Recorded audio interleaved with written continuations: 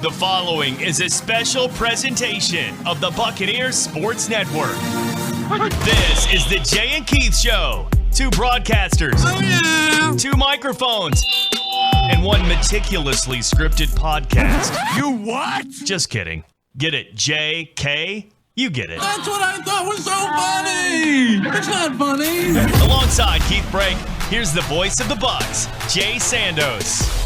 All right, good Monday. It's Jay, it's Keith. We're talking ETSU. We've got a mystery guest, which you've already yelled at me about before we went on air about not saying again. Don't say it. Don't say it. Let the mystery play itself out. All right, so I won't say anything about that. I also want to talk a little bit. We're obviously going to talk ETSU men's and women's basketball. And then we'll talk whatever the mystery guest wants to talk about. But I want to know what in the wide world of Sanford is going on because they were both leading very comfortably this time last week. And a couple of L's on the men's side and now a couple of L's on the ladies' side. And everything is on its head. Furman with the win over UNCG. I think if the tiebreakers went right now, Furman would be your number one seed. Sanford would be 2, UNCG 3. But that's all moot because they've got 8 games left. They're all 8-2. All sitting at the top of the conference lead. On the men's side, 4 and 5 is Wofford and Western as they continue to. I don't know who they are or what they are, but they did win at VMI, although it was a little tighter, and I think they wanted it. And then Chattanooga, Mercer, Citadel, ETSU, all 4 and 6, and then of course VMI. The only thing for sure we do know. Well, I guess we know the top 3 teams are still the top 3 teams, but VMI 0 and 10. And then I don't know where VMI is going to win 4 games to try to get into the fight to not be the 10. No, it's not good. I still think they're going to accidentally win one. They may run an apology. They might win one. No, one. Yeah. I'm giving one. Remember we did the half. I gave you a half, and you said under. That's true. I did. They might get one, but I don't even know that they get one. Yeah, and then on the women's side, Wofford, 2 huge road wins, a statement, I think, at Mercer, at Sanford. They're now tied with Sanford 5-2, although, if it ended today, if it ended today, they would be the number 1 seed because the only time they played Sanford, they won. And then don't look now, but the streaking ETSU Buccaneers, Brendan Mock-Brown, 4 straight wins, hottest team in the league. They're at 4 and 3 with Chattanooga and Mercer. UNCG a step behind at 3 and 4. Western now 2 and 5 have climbed out of the basement with the big win at Chattanooga and Furman at 1 and 6. So, 2 through I thought 7 were going to be set and Western 8. So Western has thrown a monkey wrench there. I told you that Western Carolina beat Chattanooga, and you just looked at me like I had said. I don't know what, like taco bar in the conference room or something. Like there's a free taco bar that says exclusively for Jay Sandos in the conference room. It's all yours. How do we make that happen? Well, you'd have to buy it, and then you'd have to set it up in the conference room, and to be surprised that I bought it. And you would and you'd have to surprise yourself. Yes. Maybe you could get Doc to do that for your birthday. Could you talk him into that? I could. I mean, no, I don't know that I could. I could talk to him about it. You could ask him about it, yeah. Yeah, that's a fun idea. Well, that's remember in Parks and Rec when Leslie Knope remembers Ron Swanson's birthday. It's a very large ribeye steak, a fine bottle of scotch, and a 24-hour marathon of Westerns in a locked, well-appointed room where no one can find him. And it's just like that's the kind of thing that I feel like you would enjoy a great deal. I would. Anything that Ron Swanson enjoys, I think I enjoy. Mm-hmm. Except I think I like people more than he does. He did not appear to like people. So some days you do, some days you don't. Well, no, that's 1,000% that is correct. But we'll probably do later this week, like we try to do a deeper dive into the league. I know got good feedback from the previous one, and so and again, I think it's not just ETSU fans. I think we hear from other fans kind of curious our take on it. And I said that I thought Furman men were looking a little different and starting to look the part, and with the the two games this, we said, if they lost those, I mean, you're talking about a 6-4 team, and they're probably not in the running, with a one loss at that time Sanford, and I guess a one loss UNCG if they just beat Furman. But now they're right back in it. They're the hottest team in the league. They've won 4 straight. So on the men's side, Furman's the hottest team in the league. On the women's side, ETSU's the hottest team in the league. So interesting. And let's start with the women in doubleheader because I mean, it was an unbelievable showing the last 4 games. I mean, all double-digit wins. Last week, they were all, 20-point wins? Two home 31 games? and 20. So 20-plus, 2 road wins, double digits, then 2 home wins, 20 or more. But now the road's going to get a little bit tougher, and we'll fully break down ETSU and Chattanooga later this week. But they're going to go to the 3 teams that knocked them off at home. Chattanooga, Mercer, Furman. Now, no Neil Tyser for Mercer, clearly showing some signs there. Chattanooga, not really using much of a bench. We'll see how they play down there. Yeah, that's understatement, I know. And then for Sanford, I'll be kind of curious, the loss, and Wofford, give Wofford credit. They've got now, between Wofford and Chattanooga, I think they're trying to battle on who refuses to use the bench more or who doesn't have a bench or however you want to word that on the women's side. Yeah. 188 minutes, I think, played by the starters by Wofford and 182 – by starters by Wofford and 182 in the Chattanooga game, I think, were by starters. I'd have to go back and add that. I could be off a little bit on Chattanooga's. But for sure, Wofford, I remember, there's only 12 minutes by bench players. It was 187 of the 200 minutes for Chattanooga starters. Yeah, so, again, it'll be curious to see, especially getting a 3-day tournament, 3 in a row. I got questions about, teams that don't necessarily have particularly great depth. But Wofford threw 77 on the board. Again, I'm sorry, I had that wrong. I just completely glossed over Brooklyn Crouch because I didn't think anybody off the bench for Chattanooga would play 20 minutes. 167 of the 200 for Chattanooga starters in a 56-48 loss to Western Carolina. I'm just shocked he got 20 minutes out of somebody off the bench. Yeah. Crouch, okay. Yeah, Crouch scored 6 points. Was there foul trouble? 1 assist. Yes. Olafsdottir fouled out in 29 minutes. So that is why that happened. But let's talk about the women's win, and again, just an outstanding display. But now they're starting to knock down outside shots, and I think that's maybe the biggest difference. They're still really good on the glass. But when the outside shots are starting to fall, McDaniel was able to hit one. They hit a couple. Foley hit a couple. Moore hit one. Well, and Nevaeh's now gone back-to-back games with made threes, which she was, 1 for 20, I believe, in the previous games leading up to the 2 for 3 against Western, and then a couple threes. Well, that's correct. Yeah. So starting to come around, and the outside shot, but watching the Bucks do what they do on the glass, really try to stay connected defensively, which I think is another strong suit. But I thought just another great all-around team game in which, they've got star power, right? I mean, there is some stars, I think, on this women's team, but what's the popular term? The others. But the others have done a great job of stepping up. If they need a shot, they need a rebound, they need to make a defensive play. But you're starting to see Kendall Foley really start to round out as one of the better all-around kind of point guards in the league. We know Giselle Thomas can score and do it different ways. Nevaeh Brown, if she starts at outside shots, because 15 and in, she's incredible. And now Ja'Kai Davis playing well. And Jordan McDaniel's off the bench getting rebounds. And you go on and on. Courtney Moore's hitting shots. Sarah Thompson, when asked to hit shots, has hit shots. It's a collective effort. It's a collective effort behind 3 really great individual scorers that play well together, set their teammates up for success, but then their teammates are also doing other things to help the team win games. And Jabo is the best example of that.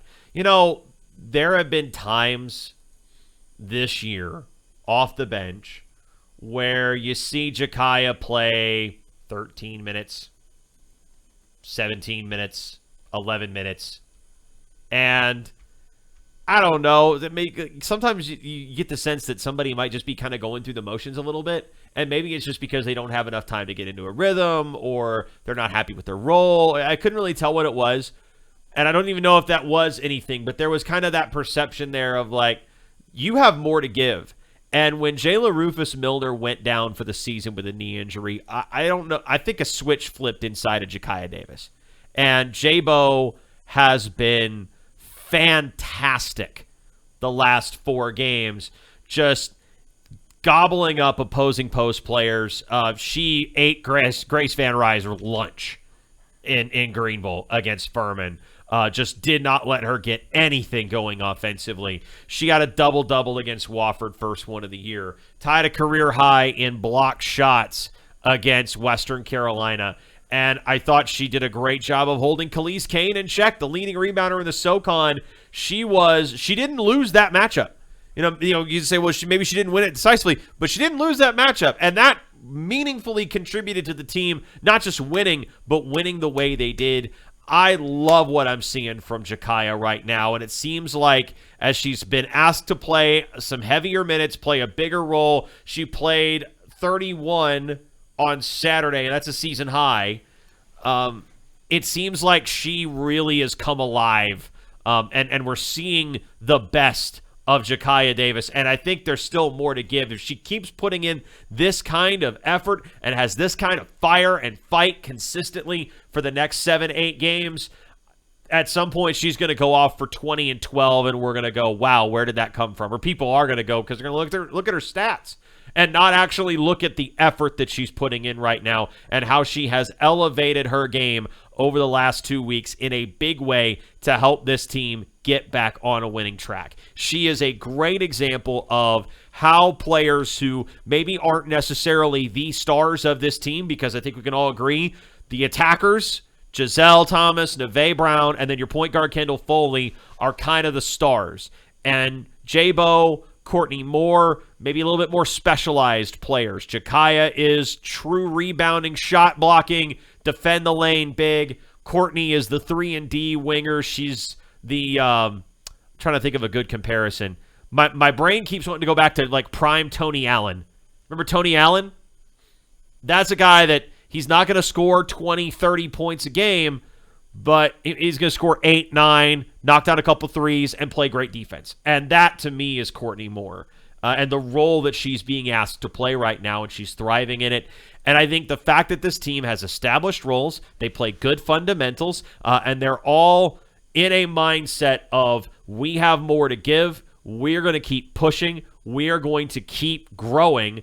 And when you're doing that at the end of January and into early February, that's when you're really setting yourself up to peak right as the weather starts to turn, which is, of course, when you make the trip to Asheville. I cannot rule out this team winning the Southern Conference tournament at this point. We will know a lot more about them once they go on the road. If they take 2 of the next 3, then I think they're very much in the mix, because Samford on a neutral floor I don't think is unbeatable, even though they have, now that Neil Tyser is hurt and has missed significant time and is probably going to continue to miss significant time, I think Andrea Bailey is hands down the player of the year in the Southern Conference. That team I don't think is unbeatable by any means. If you ask me today who's going to play for the SoCon title, it'd be Samford and somebody. But we've seen them lose a couple games that one of them I did not expect them to lose to Wofford at home. That's a shocker. But ETSU is right there in the fight. This is a team that do not let the record fool you. Do not let the 0-3 start fool you. This team is going to make noise in March if they continue to play like this. I really want to see what the biggest difference. I know Coach has brought up that Jayla Rufus-Milner's halftime speeches, and if you look at the third quarter numbers, the last 4 games, they have been quite incredible for Coach Rufus-Milner and her pep talks. Maybe she got a motivational speaking gig down the road somewhere. Coach there. JJ. But Coach JJ. That's they've kind of half jokingly called her Coach JJ now. And you can see that. And the Samford game, couple injuries, but you could feel a little of deflation with JJ's injury because it just was different. The non-contact, couldn't get up. I mean, there was a lot there. Knew kind of the season was over. I mean, they were waiting for the second opinion and some other things and fully, but for the most part, they kind of knew that was going to be it at that moment. And I think, emotionally, I think it drained them. Sanford came out second half, big third quarter, ended up winning the contest. But then ETSU had time to regroup, had to think about, okay, what's life without her? How do we do this? How do we do that? And they've been able to rattle off 4 in a row. Yep. And perfect example of coming together and, next lady up. And that's exactly what they've done so far. And I think they've done it in a variety of ways. I think they've done a nice job of Thomas trying to establish herself, Neve Brown starting to get, comfortable in the shots she's trying to take. I think Foley, the last 4 games, has been incredible. I mean, obviously she's the reigning, or at least last week, I guess that'll come out later today, who's the new player of the week, but she was the reigning Southern Conference player. Women do it on Tuesday. So for at least one more day, the reigning Southern Conference player of the week. And, and I think the post play has been, Jakai Davis knows her game. That's the one thing about Davis, I'll say. She doesn't do crazy things. Like, she knows where her shot is. She knows when she should shoot it, what she should do. I think ETSU's been able to use their defense, get out in transition, very good run in the break. And you were telling me about the little set shot jumper she has at the elbow, or set shot jumper is not, that's 2 different shots. The little set shot that she fires up from the elbow, little face-up action, that sort of thing. We're starting to see that out of her game a little bit more. I don't know if that's a trust thing, if she's earned the opportunity to be like, hey, you can take some shots from a little farther out. You have the opportunity to stretch the defense a little bit more. And I don't know what it was, but she knocked down a couple of those against UNCG. And if that's something that's in her arsenal that defenses now have to respect, that's going to help Giselle Thomas and Neve Brown get to the rim the way that they like to. Because if you are having to pull what would normally be your help defender on the driver out of the paint to guard Jabo from range, then now you are put in a position where Giselle Thomas against probably half the teams in the league has a mismatch by default. There are very few people in this conference. There are, 120 scholarship players in the SoCon, 15 scholarships across 8 teams, be 30 times 4 is 120. So 120 scholarships. If everybody's using all 15, there's 120 scholarship players. How many of them do you think can guard Giselle Thomas one-on-one for 8 seconds? 4? 3? 2, maybe. Yeah. And how many, and of those 2, like, you're also going to be in situations where Thomas is coming off a screen, or, she's, there are going to be situations where maybe that player's in foul trouble. And Giselle Thomas can take you to the rim and score because you have all of your players are legitimate threats to shoot from outside the cylinder.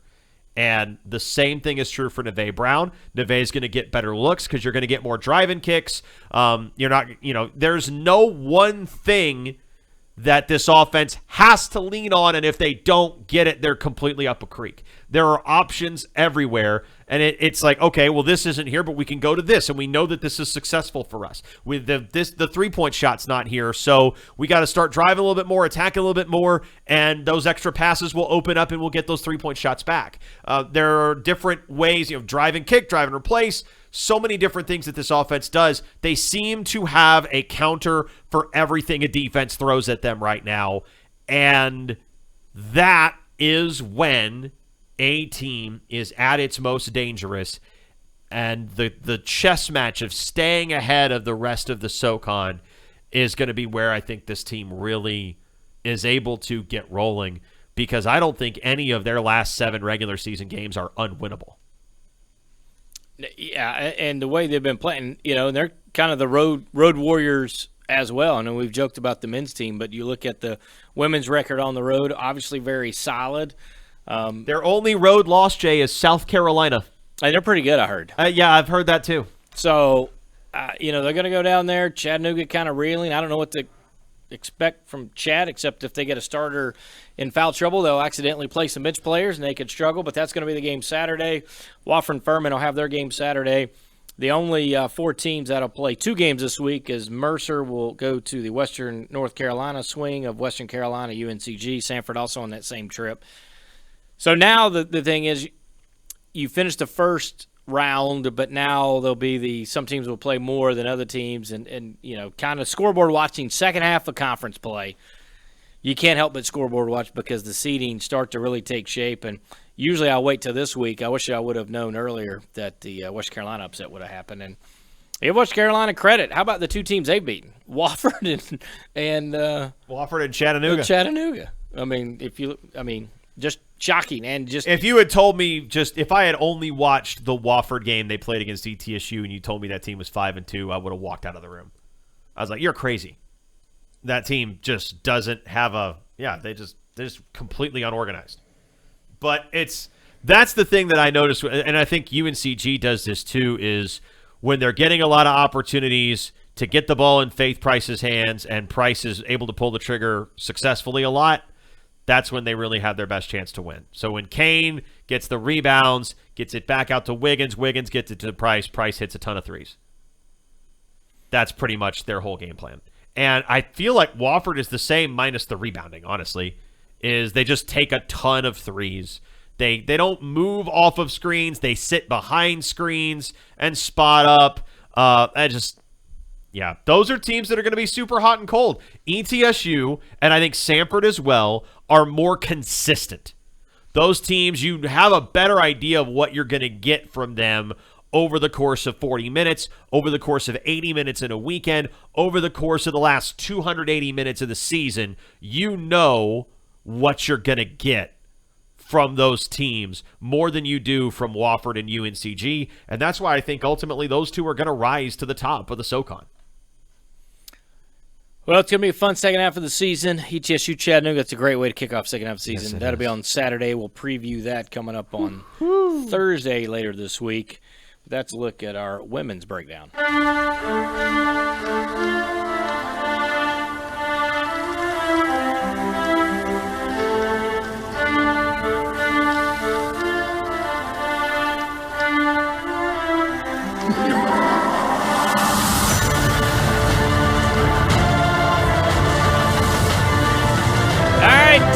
For the men,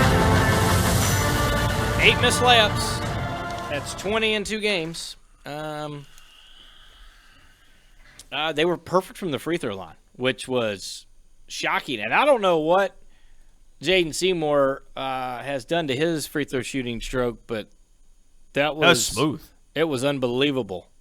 All net on all 4 of his free throws and looked confident. Just something. I don't know if there was a slight change or something he did on his own or somebody suggested something, but when he hit the first couple free throws, I was like, okay, we got a shot today, because that was one area I thought, it's going to be a tight game. ETSU misses free throws, but Bucks were 16 of 16 from the line. Chattanooga was 15 of 18. The main difference, I thought, was the 12 made threes by Chattanooga, 6 in transition, 5 of them from the far right corner. And Chattanooga has the weird – it's counterintuitive, right? When you're running back on transition defense and you see a guy beelining for the rim, right? You go take the guy at the rim. Mm-hmm. But that's what Chattanooga wants, because they've got shooters in the corners they want to get the ball to, and they want to take those threes and get clean looks, and that's what they did. And they hit 6 of the 12. 6 of the 12 were corner threes. I can look that up. I'm almost positive it's 6. Could be 5. But anyways – they hit 5 or 6 right corner threes in transition, and they were just killers. And ETSU, I give Chattanooga credit for this, where they were not able to stay in front of ETSU and funneling everybody to Jake Stevens, who wasn't there. They did not try to funnel anybody inside. Did a much better job of keeping ETSU on the outside. I thought the Bucks did a good job of still getting the ball inside or getting to the rim, but just too many opportunities from 2 to 4 feet being missed by the Bucks. This is one where I think the depth really hurts you. You look at the bench production for the two teams, and you just imagine, okay, what if Jamarius Hairston or Jaden Seymour were coming off the bench, and you had another 10, 12 points from Josh Taylor? Or you had 10 or 12 points from Justice Smith, who didn't really have a lot of opportunity to practice the last couple of days. what happens if you have guys that you are able to lean on your bench instead of having 4 of your 5 starters play 30-plus minutes of the basketball game?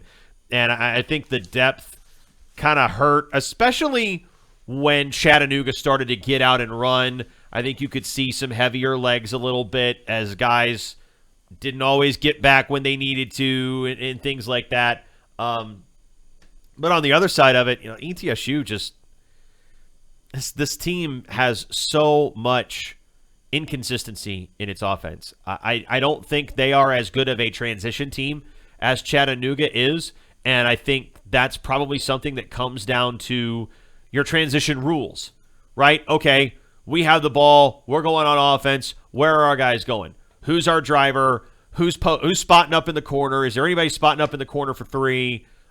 Who's your best 3-point shooter to do that? Is it Hairston? Is it Seymour? Is it King?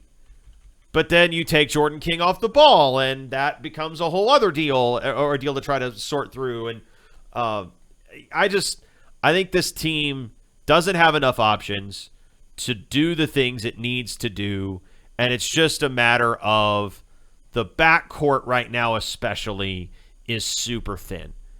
Well, if I could jump in just real quick, it also hurt that Justice Smith had an upper respiratory infection. Yeah, that's what I was saying. He didn't get to practice for, the 2 days before the game? Didn't practice 2 days, only had 8 minutes. And the couple shots he took, Bruce brought it up. Just the first thing that goes in those situations, generally your legs, you don't have to lift, and you can tell he didn't have that. So on top of already thin bench and thin guard play, I think now that's when they at least get back quicker as opposed to not sure about Tipler. Obviously, Taylor's out for a while, but that hurt on top of everything else. So instead of a solid 8-man rotation, 100%. You really played 7. And he's averaging 9 points in league play. And again, his 2 shots weren't even near. I mean, they drew iron, but they weren't close. Right. And if you have 9 points from Justice Smith against Chattanooga, you probably win the game. I mean, I don't think Chattanooga, because you're taking away all the foul shots at the end because they're not fouling to stop the clock anymore, you probably win that basketball game. So the lack of depth hurt. Lack of, I think, transition on both sides hurt. Chattanooga executed better transition offense than ETSU did. I don't know that ETSU has really been a particularly good transition offensive team all season, so that doesn't necessarily surprise me. But at the same time, it's a little bit of a culmination of a lot of things that have plagued this team for much of the year, and it's disappointing to say the least. And I know they're disappointed, but they're at least, you can point to actual things that are like this and this and this. There are X's and O's things. There are personnel things that you can attribute this to that we've known about for a while. There's nothing new. There's nothing shocking. There's nothing that's suddenly out of left field like, that's a red flag. All of the things that I just talked about are things that we know ETSU has had issue with for a long time, if not from the very beginning of the season. So we're at a point where we know who they are, and who they are on a rough day kind of put them in a spot to lose at home to their primary rival, which is frustrating. Wait, here I'll ask you this, though. Would you rather, if you could only do one, would you rather beat them here or beat them at their place? If you could only get one. Well, I have a personality flaw, so their place, because I like watching their people leave angry. But then, okay. But then I guess they get me back for watching.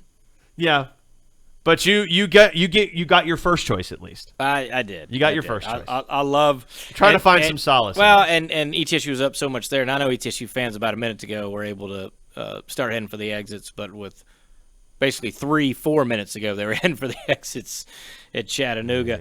Yeah. Let me walk you through this, because I've been trying to replay this in my head, and I just can't bring myself, because it's Chattanooga and they won, to go back and watch the actual sequence. But I thought,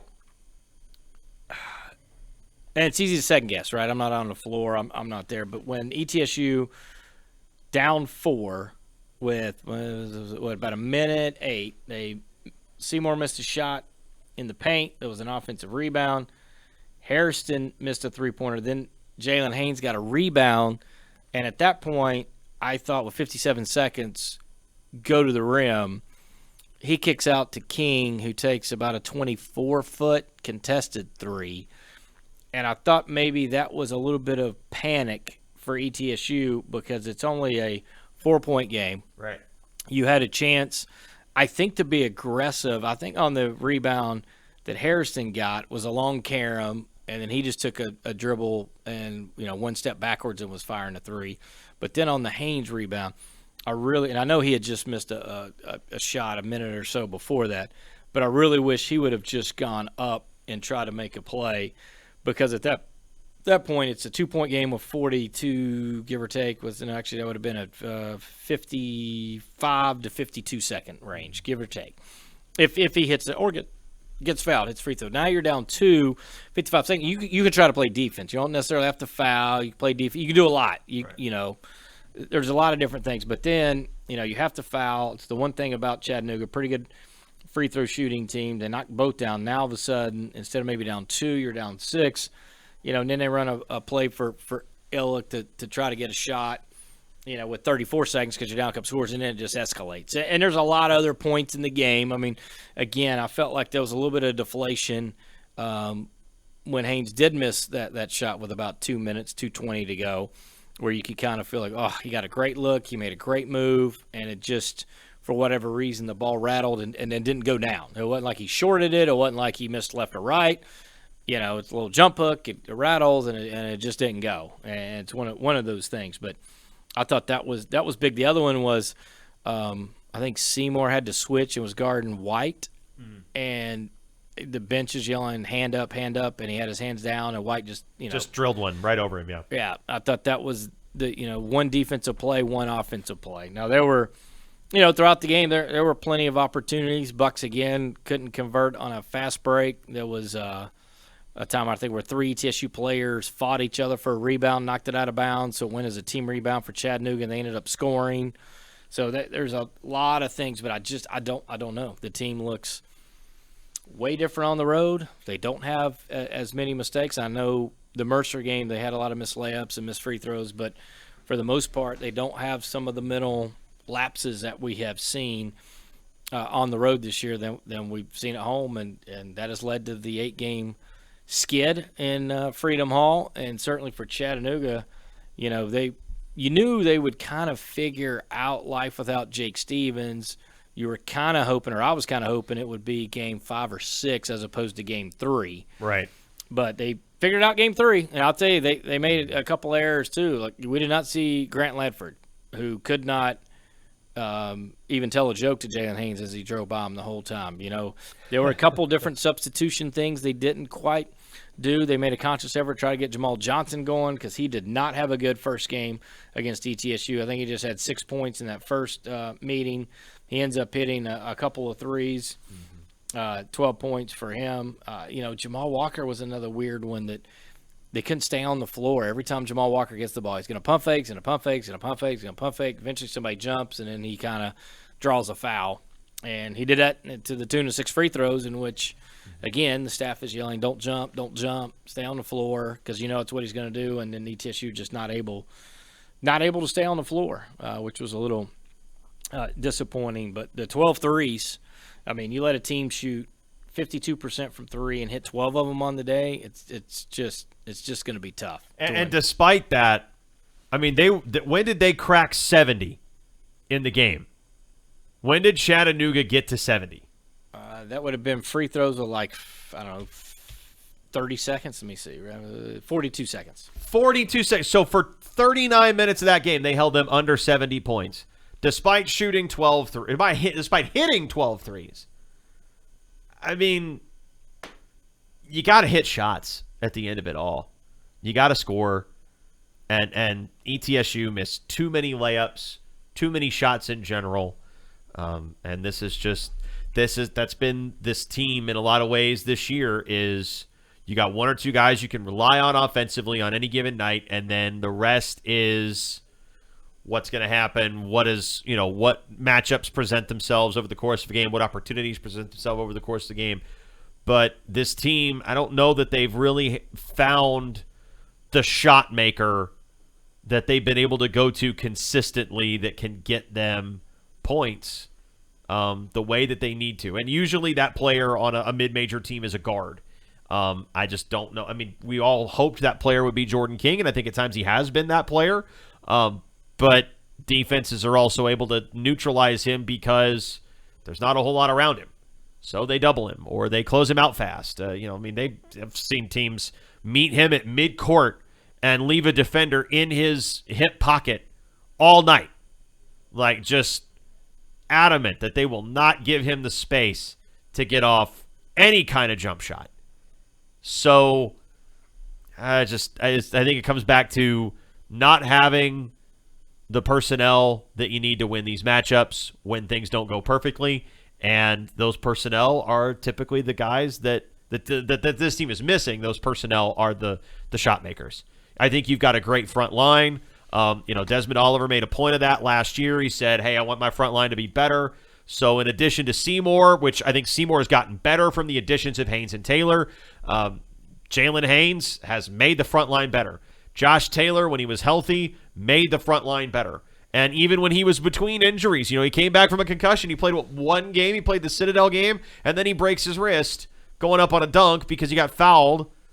And even in that one game against the Citadel, you were like, yeah, this guy's going to make an impact for us. This guy's going to make a difference for us because he made an impact in that game. ETSU just hasn't had what they've needed this year. You put yourself in a position where you need a lot from one or two guys, and once the other team figures that out and they find a way to take those one or two guys away, what's your next step? Like we were just talking about with the women have a counter to everything right now. The women have a counter to everything you try to take away from them. It's like, okay, we can get it here, and we can reliably execute this to get back around to the matchup that we want with, say, Giselle Thomas. When a team neutralizes Jalen Haynes or Jordan King, there's not really much for them to go to this to have a counter for every single thing that a defense tries to throw at them. 4 home games, 4 road games, and ETSU still has to play at Sanford. Yep. At Furman. At UNCG.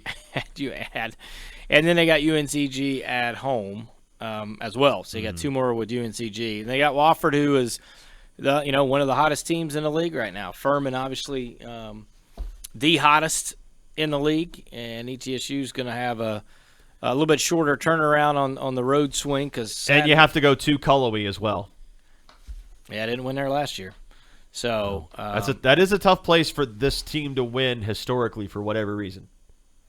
I don't know if it's the drive. I don't know if there's something in the atmosphere down there or what, but it just Cullowhee is it's a vortex of uncertainty. It's a twilight zone that exists in the heart of the Southern Conference. I don't know. Well, they got Wofford Wednesday. We'll preview that on Wednesday, ETSU and Wofford. And then on Thursday, we'll recap the Wofford game. We'll talk about ETSU on the road at Sanford. And then the Tuesday road game, not the Wednesday. It's the only time they're not playing on Wednesday due to some TV. ESPNU will have that game, ETSU and UNCG. All right, so basketball or not. I got one more thing. One more. This has been such a weird year. It's been a weird year in the SoCon. It's been a weird year. I'm just gonna give you 5 teams. Okay, just 5 teams. Alabama, Arizona, Tennessee, Purdue, Houston. What do those 5 teams have in common? What do those 5 teams have in common? It's not that complicated. A good team. They're all in the top 5 of the AP poll this week. Purdue is the number 1 team in the country. Tennessee, Houston, Bama, Arizona. And then it's Virginia, Kansas State, Kansas, UCLA, and Texas is your top 10. Iowa State's 13th. TCU is 15th. St. Mary's is 18th. Florida Atlantic is 19th. Just a weird year. Just a weird year. Full of weird, wild stuff. Isn't that right, Ed? Ah, I want Johnny Carson there for a second. I like Johnny. Weird, wild stuff. That's it. You are correct, sir. You want to talk mystery? You want to see if he's out there? Let's meet our mystery guest.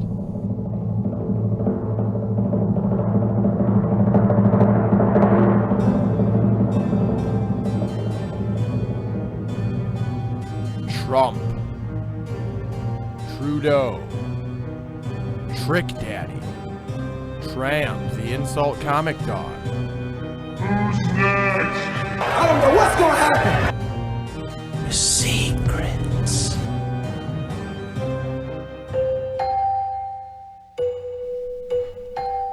There it is. Are you sure? Are you sure you're ready for this, I'm Keith? ready. I'm ready for our mystery guest. I think it is time to lift the veil on our mystery guest. I tried to, and you yelled at me. Yes, Then you because went back. I wanted him to have this moment. And then you bleeped out everything I said. But you know what? I'm okay with that. Because we have a very special guest. Probably don't bleep you out enough, to be honest. Yes, that's fair too. Or just cut me off, one of the two. I just did that, so I probably should do that more. Yeah, that's fair. We should probably do that to each other more, to be honest. Better flow of the show. Yeah, shorten things up for sure. That'd be an easier listen. So, just to set the scene, I was walking down the hallway last week, ran into a player, which we'll throw out here in a second, so you at least know it's a player. At least gave that much away. But I was like, hey, man, what's up? What's happening? We started talking, and I'm like, you know what? I don't want to know. I want to talk to you on the podcast if you'll come on. He said yes. And so that's how this got started. And now, without further ado, quarterback number 2, Tyler Riddell, the mystery guest, is sitting in the hot seat. Tyler, what's up? How's it going? Happy to be here, man.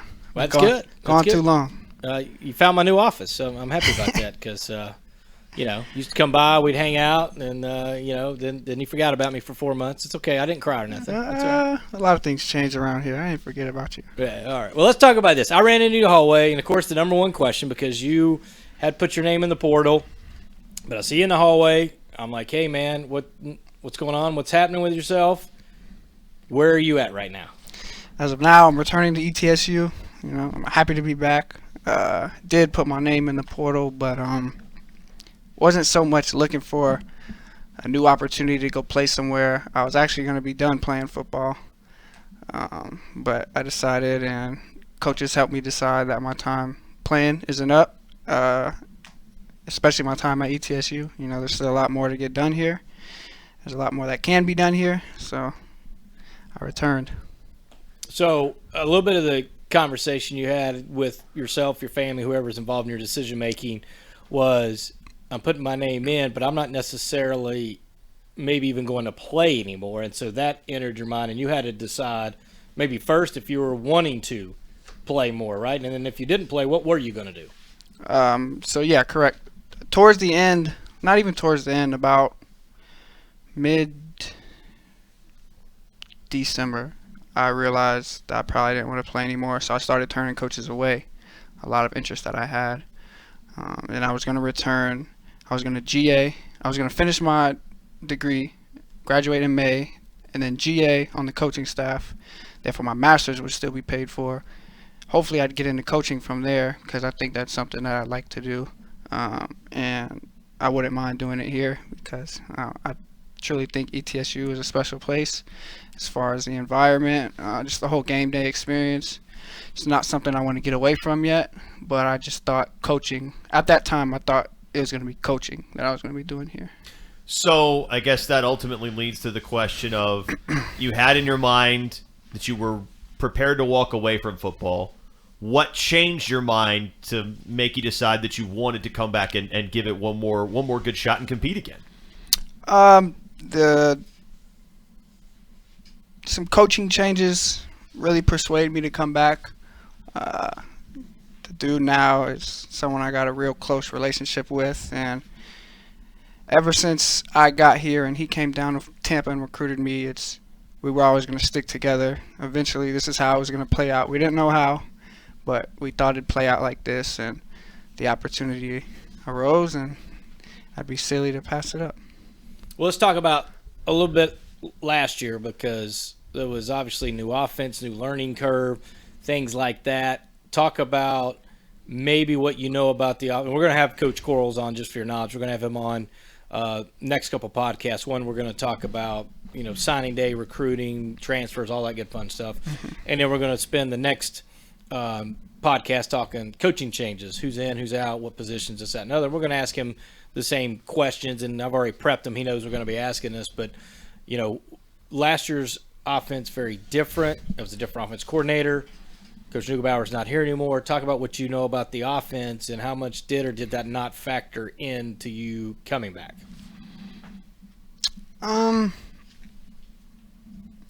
That's tough because last year I put a lot of the blame on me last year. I know it was a new offense and stuff, but I made a lot of mistakes that weren't like me, and I didn't play much like myself. So I put all the blame on myself. Yeah, I don't know if I'm allowed to speak on the new offense that we're going to be running, so I guess I. Well, you can defer. We'll have Coach on. Ask him the question. That's fair. You don't want to let the cat out of the bag before the big guy does. So that's fine. Maybe an unfair question by me on that regard. I just don't want to get myself in trouble. So you had a tight relationship, or probably still do, with Will Huzzy. How much did that play into, as far as I know, both of you are back on the roster? Because I see Will walking around the hallways, so I'm assuming he's back as well. Correct. Yes, he is back. We're very close. He was actively trying to get me to come back. Once he had made his mind up, he was going to come back. And that persuaded me a little bit. He's an easy target. He's easy to throw to. And then just the relationship we have outside of football really helps that. So definitely played a factor. When you think about, a program that has a lot of guys go in the portal all at once, that can have a really negative effect on the culture in the locker room because, it starts to become a little bit of, especially if it kind of all falls apart, it becomes every man for himself, right? And that's not necessarily any one guy's fault. Y'all going to make decisions that's in your best interest, but at the same time, seeing guys come back can be a really positive thing. Do you think that making this decision now makes you part of the solution at ETSU for a team that just went 3-8? I would hope so. I would hope I'd be able to play a role in getting us back on the winning side of things. And people leaving, I'm not talking about them directly, but when people leave your program, it could help. They could be a cancer or whatnot. Now, some of the guys we had leave, that's not the case. But it won't hurt to get new faces in here, and those people went on to do better things, so just wish them luck, especially my roommate, Elijah Huzzy. I'm going to miss him, but he's going to do good things. Have you met any of the new guys on offense yet? Slusher, or Borish, or any of them? I have. I've been working out with them. There's a couple, to my understanding, that are committed, signed, but aren't here yet. So those I'll be reaching out to. I haven't talked to them yet, but I will be. What impresses you about some of the new guys? I mean, they all have a hard work ethic. I believe Zach from Idaho, I really liked his film. I liked his film a lot. And I'm not in his workout group, so I don't see him work out much. And obviously we haven't hit the field yet, but I know if Coach Quarles is bringing them in here, then they're going to be good for the program. If you have any interest in judo, he's your guy. Say that again? Judo, like the martial arts? He used to train with Misha Tate. I'll beat him up. That's the quarterback talking right there. That's the competitor talking. Well, let's, it won't be long before you'll be, throwing the ball around. And I'll say this, there is some questions on the offensive line. I know they're one guy's signed here, another guy's coming when he graduates. They're still looking maybe for one more piece. There's still some guys coming off injury, Braxton Shipp, Chris Everhart, some of those going. But for the most part, with Will Huzzy coming back, about all the receivers are back, or at least the ones that saw quality minutes, the ones you threw to the most. Both tight ends are back, guys you thrown with a lot. And then for the running backs, there were some that got in other than Borish, really. A lot of the running backs are still going to be the same one in the room. How much does that help just the continuity, even if their scheme is changing but just the fact that all of you guys have played at least, in some cases, 3 years together, but a majority of you guys have played at least 2 seasons together? Yeah, that definitely helps as we continue to grow our relationship, and bring in the guys that just got here. And It definitely helps.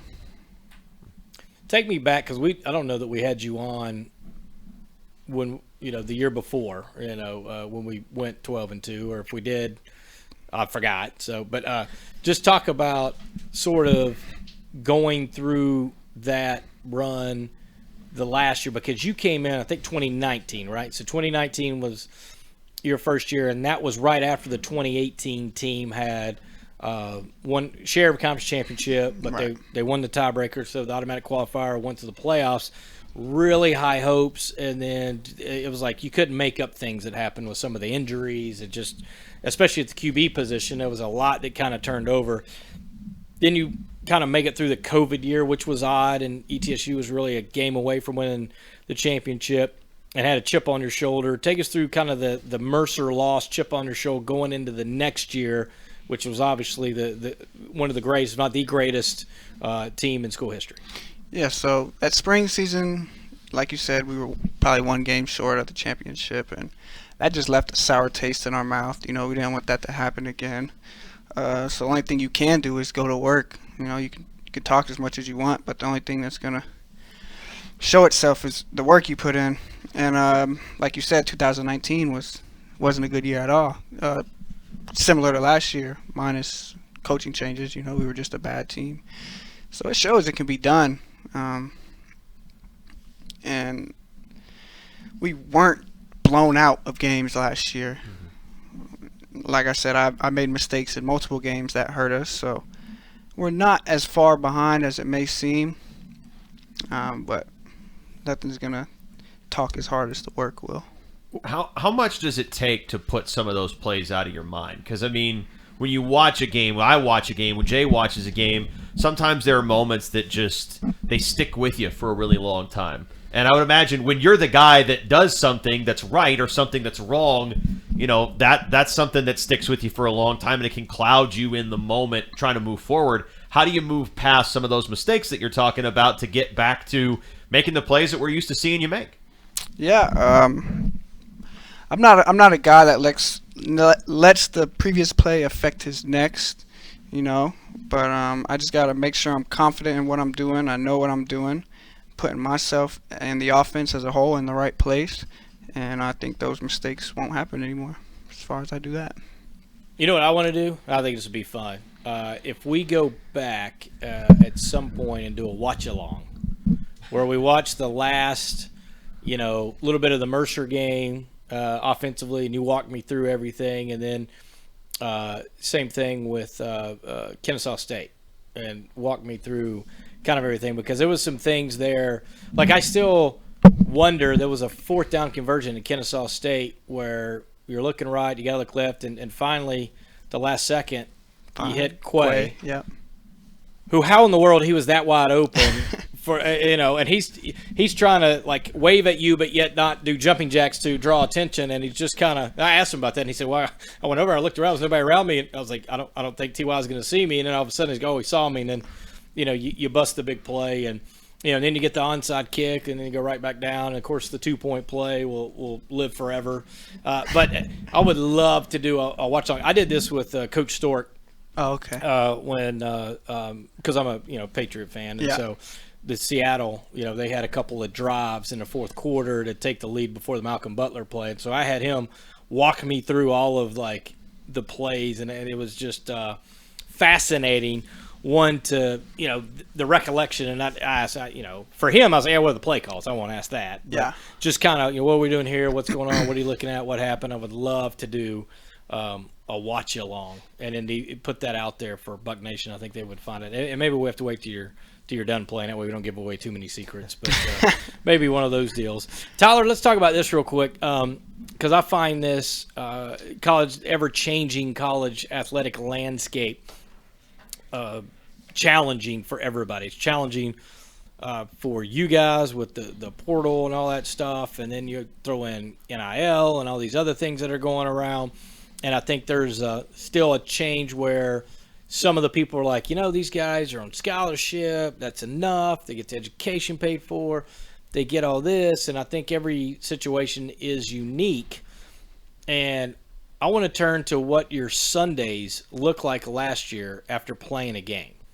Because I'm assuming when you get done playing a game on Saturday, it's a lot of ice baths, it's a lot of watching film, it's a lot of this.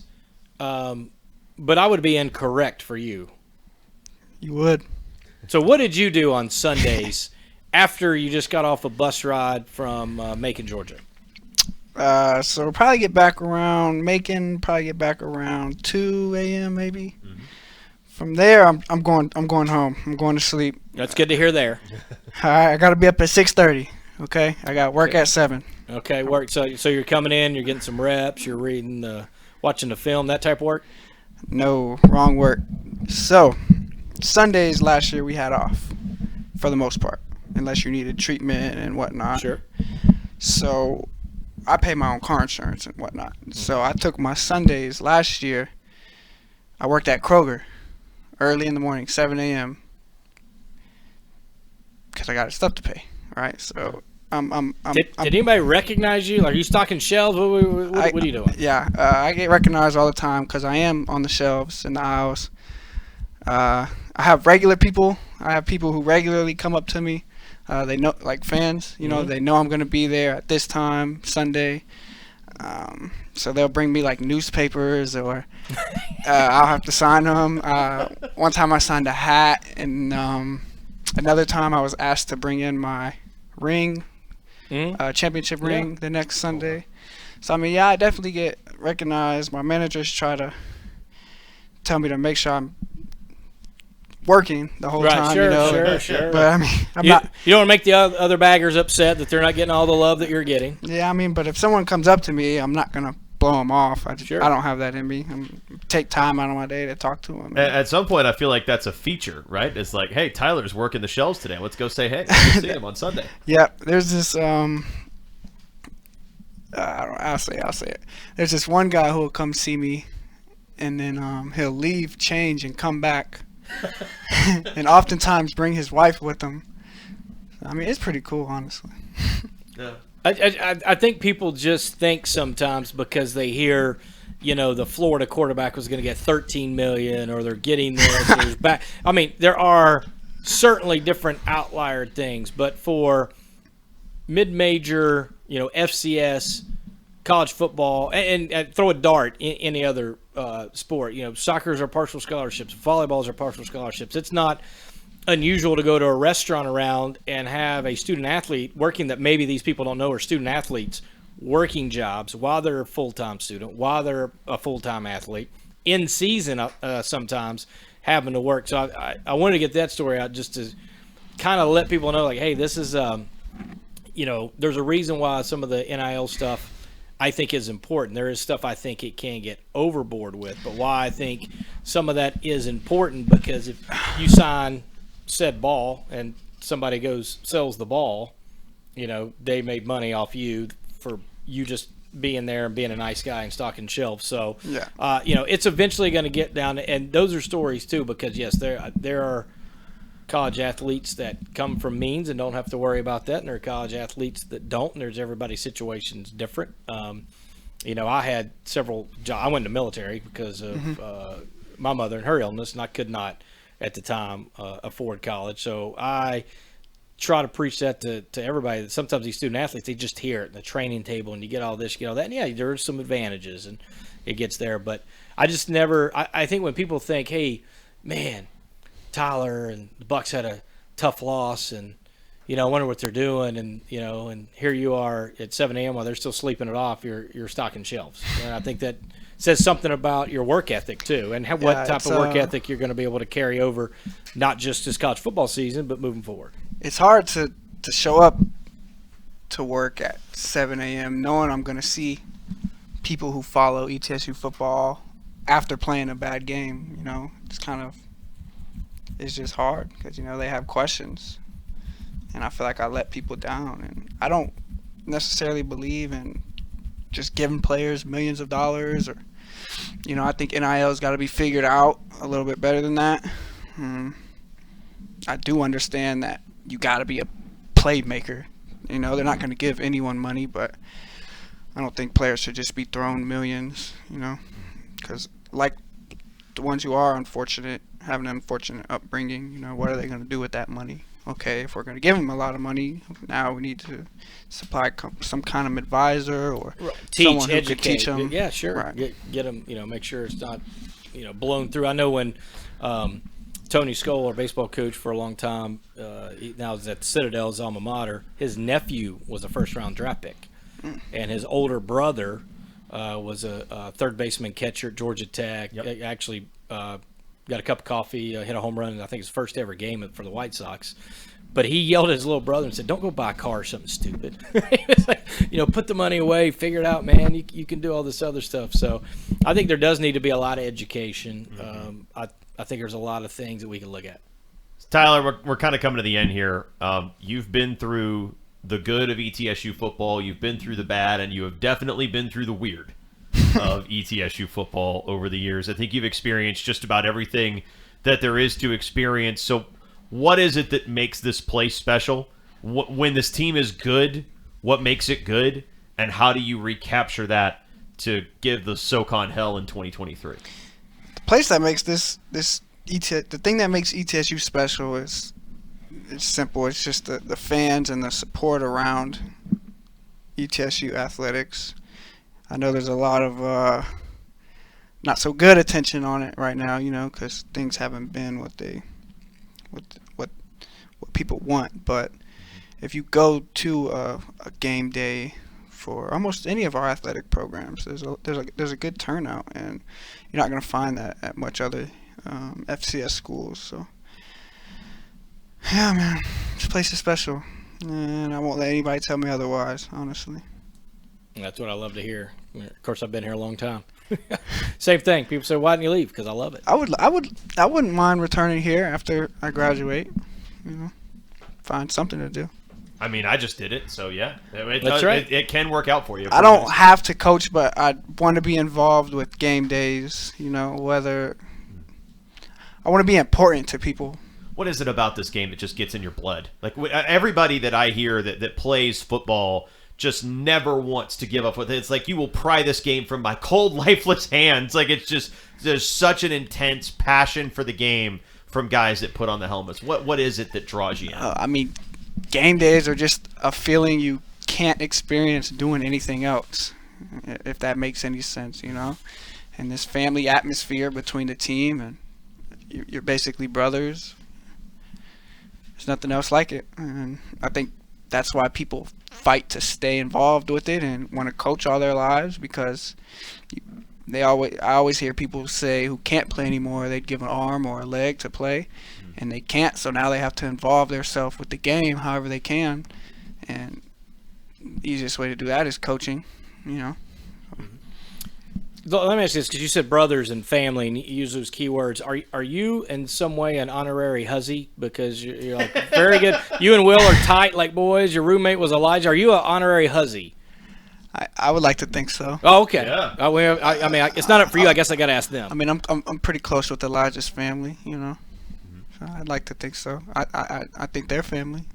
Hopefully, they think the same of me. The honorary hussy, Tyler Riddell. Cousin Tyler. That has a ring to it. Cousin Tyler. Oh, Cousin Tyler. Well, Tyler, we appreciate you dropping the news for the Buck Nation. I've been asked a lot. You know, just like you, whenever I'm out and about, I get 1,000 questions on things, and you are one of the topics. You're the man. And well, see, I did not pay him for that, by the way. No. I did pass him in class one time, though. So. No, I saw the video at Freedom Hall where you slipped Jordan King a 20 for calling him the best podcaster. Uh-oh. I mean, we're about to get in trouble. No, it's fine. No, it was seen by 3,000 of Jay's best friends. Jordan also sang in that. He did. Can you sing? You singer at all? No, not me. Oh, no. Okay. Not me. I think he's a poet. Aren't you a poet? Not close. You don't dabble in a little poetry? No. Okay. No. You're in a good place for it if you do. Candle making, walks on the beach, something? No? I got a dog. I really love my dog. Hey, that's good enough. good enough place to go. That's good enough place to start. Good enough place to end. All right, Tyler. Well, let's get going. How about we catch up maybe at the end of spring practice? Sounds good. All right, that's my guy Tyler. Yeah, man, it's good to have him back. I think that's really kind of a turning point in what could have been a really tumultuous offseason for ETSU. I'm really optimistic about the state of things. with the football program right now. I also enjoy that Will Huzzy was the first to come back and then did a little recruiting himself. Yeah. Kind of ride or die, brothers. If you know. So Tyler wants to be a coach someday. He already has experience with a lot of different aspects of recruiting. He does that, and apparently is not afraid to work long hours. Apparently with his Kroger deal. That's going to serve him well in football as well. All right, that's it for today's show. Wednesday pod. Later this week, we're going to hear from Neve Brown, but Wednesday we're going to talk mainly ETSU men's hoops against Wofford on the Jay and Keith Show on the Buccaneers Sports Network. Oh, you gotta be kidding me!